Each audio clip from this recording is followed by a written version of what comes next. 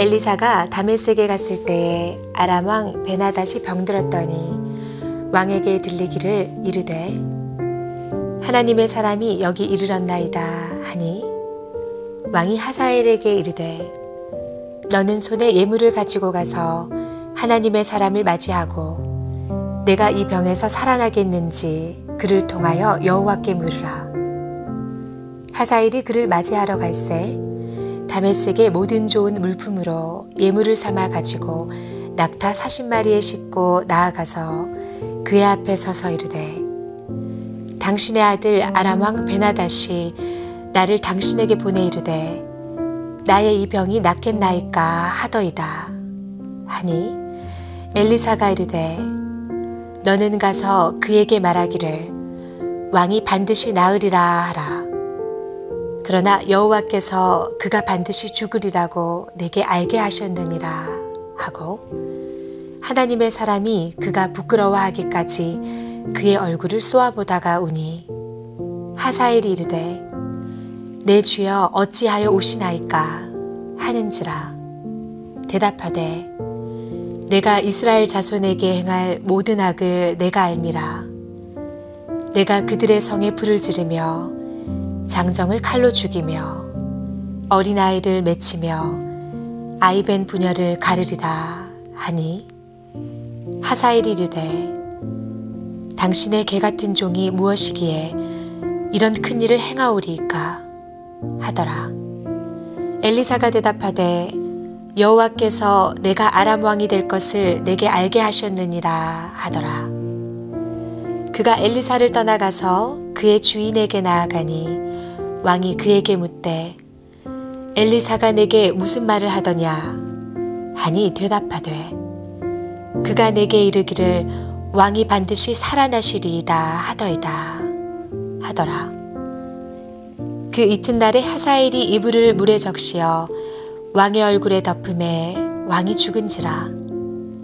그가 대신하여 왕이 되니라. 오늘 하루도 하나님의 말씀을 가까이 하는 저와 여러분의 가정과 가문이 믿음의 명문 가문 되시기를 주님의 이름으로 간절히 축복합니다. 열왕기하 7장에 이어 아람 왕 베나닷과 엘리사의 에피소드는 계속됩니다. 불과 얼마 전까지만 해도 북이스라엘에 2번이나 전쟁을 일으킨 베나닷이 오늘의 본문 말씀에서는 입장이 바뀝니다. 오히려 그는 엘리사에게 도움의 손길을 구하고 있습니다. 왕의 권위를 내세우며 권위적으로 강압적으로 엘리사를 종용하지도 않습니다. 그는 굉장히 격식을 갖춰서 엘리사에게 접근합니다. 오늘의 본문 8절 말씀에 보니까 그는 자신이 가장 아끼는 신하 하사엘의 손에 엘리사에게 예물을 보냅니다. 그 예물을 오늘의 본문 9절 말씀에서 낙타 40마리에 나눠 실을 만큼 엄청난 물량 공세를 베나닷은 퍼붓습니다. 그가 이토록 간절히 엘리사에게 매달리는 이유는 오늘의 본문 7절 상반절 말씀에 보니까 그가 병들었기 때문입니다. 여러분, 여기서 병들다라는 단어는 열왕기상 17장에서 사르밧 과부의 아들이 병들었다는 표현과 동일한 동사 할라를 사용합니다. 이 할라라는 동사는 전쟁에 참전하여 입게 된 질병이나 그 정도의 아픔을 뜻합니다. 베나닷은요, 큰 병에 걸렸고 두려운 나머지 하나님의 사람 엘리사에게 매달렸던 것입니다. 이 대목에서 우리는 인생의 모순을 발견합니다. 북이스라엘에 전쟁을 일으켜 죄 없는 백성들의 인생을 파멸시킨 장본인 베나닷이 정작 자신이 아프게 되자 발버둥칩니다. 그는 안면몰수하고 적국의 선지자에게 머리를 조아리며 자신의 질병이 낫기를 구하고 있는 것이죠. 아무리 인간이 자신의 죄악을 다 은폐하고 또 자신의 유익을 구한다 할지라도 하나님의 심판을 궁극적으로는 피할 수 없습니다. 엘리사는요, 오늘의 본문 10절 말씀에서 하사엘에게 베나닷이 병은 낫겠지만 반드시 죽을 것이라고 선포합니다. 실제로 하사엘은 오늘의 본문 15절 말씀에서 베나닷을 죽이고 왕이 됩니다. 이처럼 하나님께서는 악인의 죄악을 좌시하시지 않습니다. 하나님께서는 악인을 하나님의 때에 반드시 심판하십니다. 성도는 매일의 삶 속에 하나님을 경외해야 합니다. 하나님을 의지하지 않고도 나의 인간적인 노력과 힘으로 당장의 문제를 해결하는 것처럼 착각할 수 있습니다. 악인이 지금 당장에 득세하는 것처럼 보일 수 있습니다. 하지만 반드시 기억하십시오. 하나님의 불길과 같은 눈동자는 지금도 저와 여러분의 마음의 중심을 판단하십니다. 하나님께 회개하지 않은 죄가 있다면 어서 빨리 회개할 수 있기를 소망합니다.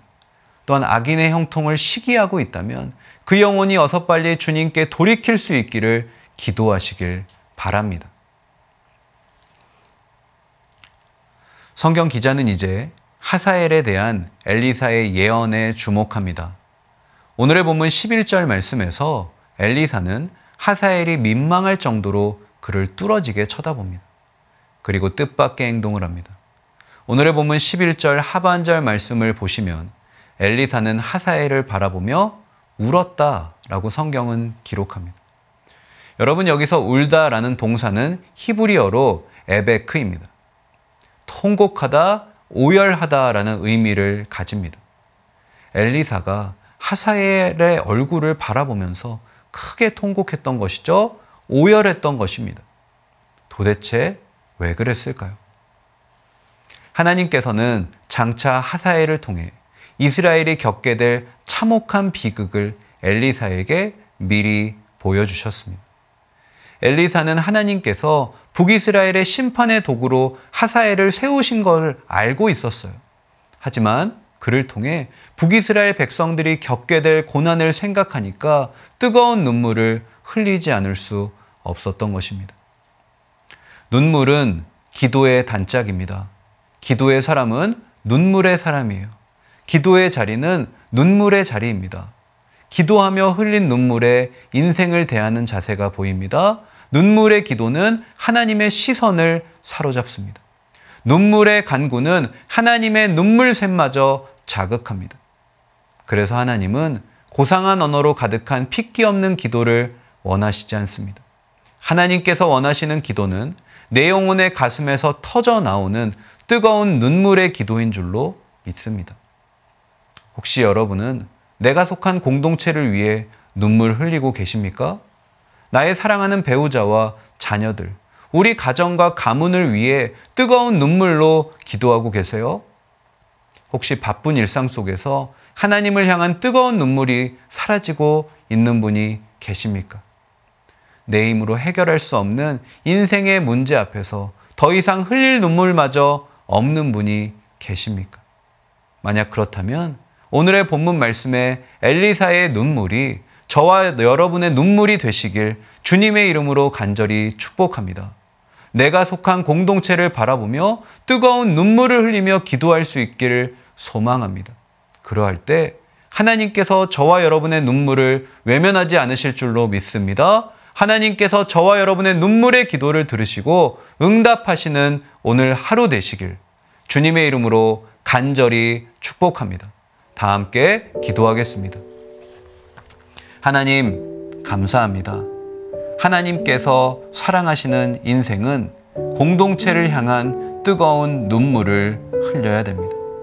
하나님의 마음으로 그 영혼을 바라볼 때 비록 그들의 죄악으로 인한 하나님의 심판이라 할지라도 그것이 마땅한 걸로 여기기보다는 그 영혼들을 향한 뜨거운 눈물을 흘리며 그들을 용서해 달라고 하나님께 간구해야 될 줄로 믿습니다.